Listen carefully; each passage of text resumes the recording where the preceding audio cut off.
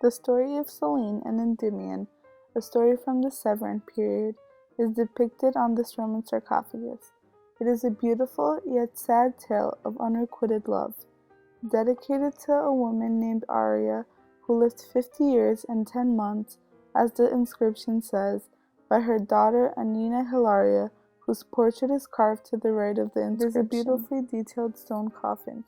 It is very detailed and tells a myth using just carvings. The story of Selene and Endymion is depicted on this Roman sarcophagus.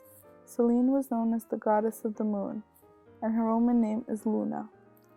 Her role was to ride her moon chariot across the night sky.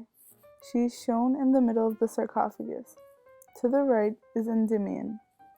One night, while Selene was driving her milky horses across the sky, her soft gaze fell on the shepherd Endymion. He was taking a nap among all his sheep.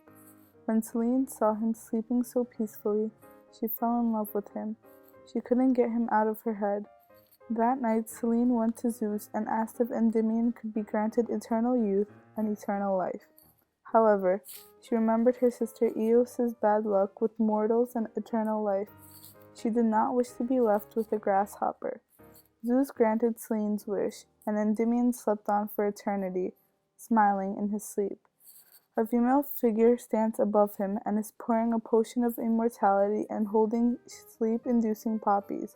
To the left of this scene is Helios, the sun god, and on the right there is a descending Selene, and both of them are in chariots.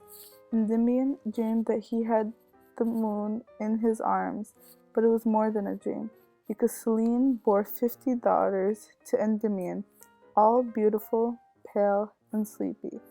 On the back of the piece there is a scene of herdsmen with grazing bulls and untamed horses.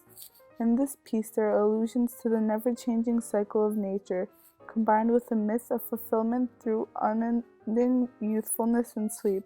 This story seamlessly flows along the sarcophagus, possibly meaningful to Arria or her daughter. Since the myth discusses eternal sleep, it is very fitting to be placed on the sarcophagus.